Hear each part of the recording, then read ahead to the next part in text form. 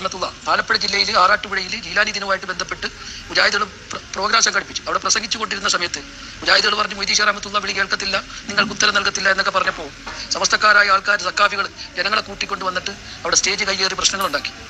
SI police വന്ന് ഇടപെട്ടു. SI വന്ന് സമസ്തക്കാരോട് ചോദിച്ചു എന്താണ് വിഷയം. സമസ്തക്കാർ പറഞ്ഞു സാറേ ഞങ്ങളുടെ മൊയ്തീൻ ഷാഹിനെ ചീത്ത വിളിച്ചു വഹാബികൾ മുജാഹിദുകൾ. അപ്പോൾ SI പറഞ്ഞു എന്നാൽ മൊയ്തീൻ ഷാഹിനെ വിളിക്കും, ഞാൻ ചോദിക്കട്ടെ വിഷയം എന്താണെന്ന്. അപ്പോൾ സമസ്തക്കാർ പറഞ്ഞു സാറേ മൊയ്തീൻ ഷാഹി മരിച്ചുപോയി, ഇപ്പം പറഞ്ഞാലും ചോദിച്ചാലും വിളിച്ചാലും ഒന്നും കേൾക്കത്തില്ല. അപ്പം മുജാഹിദുകൾ പറഞ്ഞു സാറേ ഞങ്ങൾ ഇത്രേ പറഞ്ഞോളൂ, അതിനാ ഞങ്ങൾ ചീത്തയൊക്കെ വിളിച്ചെന്ന് പറഞ്ഞ് ഞങ്ങളുടെ പ്രോഗ്രാം കലക്കിയത്. ഇതാ അവസ്ഥ. അസ്സലാമു അലൈക്കും വറഹ്മത്തുള്ളാഹി വബറകാതുഹു. മരിച്ചവരെയല്ല വിളിക്കേണ്ടത്, എന്നെന്നും ജീവിച്ചിരിക്കുന്നവരായ അല്ലാഹു സുബ്ഹാനഹു വ തആലയെ മാത്രമാണ്. മരിച്ചവരെയോ ഹാജരില്ലാത്തവരെ അവരെയൊന്നും വിളിക്കാൻ പാടില്ല. അതേറ്റവും അല്ലാഹു വിലക്കിയ ഗൗരവപ്പെട്ട ശിർക്കാകുന്നു. ഗുരുതരമായ ഏറ്റവും വലിയ ഇസ്ലാമിലെ ഏറ്റവും ഗുരുതരമായ പാപം.